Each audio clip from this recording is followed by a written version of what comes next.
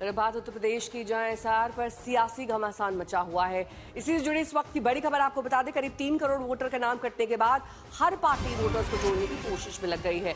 अब तक वोटर्स को जोड़ने के मामले में बीजेपी सबसे आगे है, जिसने करीब 1100 आवेदन दिए हैं। वहीं एसपी की ओर से 26 और बीएसपी की ओर से 19 फॉर्म आए हैं। हालांकि विपक्ष आरोप लगा रहा है कि चुनाव आयोग उनके फॉर्म दाखिल नहीं कर रहा है। आपको बता दें कि 6 फरवरी आवेदन देने का आखिरी दिन।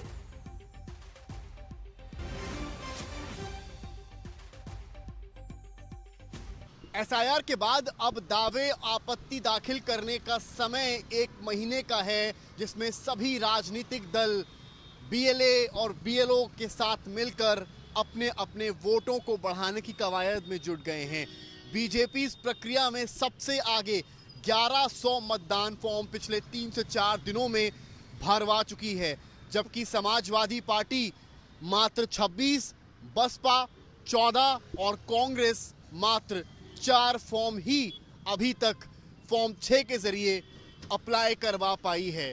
हालांकि समाजवादी पार्टी का आरोप है कि एसडीएम और डीएम उनके दिए गए फॉर्म्स को एक्सेप्ट नहीं कर रहे हैं, जबकि भाजपा के लोगों के फॉर्म तुरंत ही मान्य कर दिए जा रहे हैं। जबकि बीजेपी इस पर पलटवार कर रही है कि समाजवादी पार्टी एक बार फिर गुमराह करने का नया प्रयास कर रही है।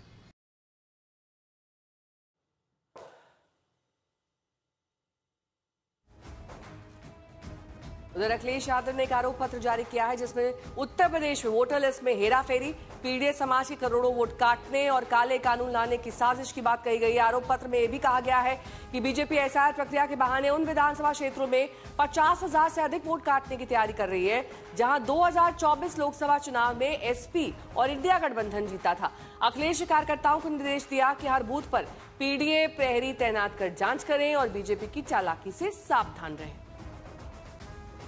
अब जानबूझ करके दलितों को, पिछड़ों को, अल्पसंख्यकों को डराने के लिए नया सी गुफा छेड़ रहे हैं। जिनके नाम कट जाएंगे उनकी संपत्ति जब्त हो जाएगी। ये झूठ है, बकवास है।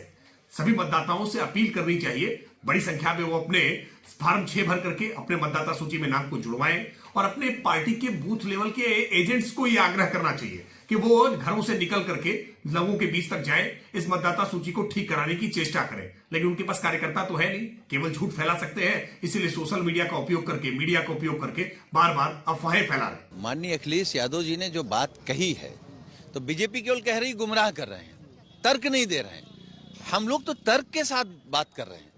हम तो कह रहे हैं कि चुनाव आयोग ने मृत आंकड़े घोषित कर दिए, डुप्लीकेसी आपने बता दिया, तो बाकी जो लगभग 2.5 करोड़ वोटर उत्तर प्रदेश में कम, वो कहां गया?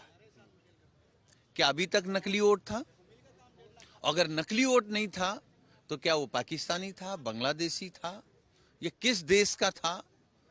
तो कहां गया? उसका रिकॉर्ड कौन देगा? उसका रिकॉर्ड तो चुनाव आयोग को देना पड़ेगा ना।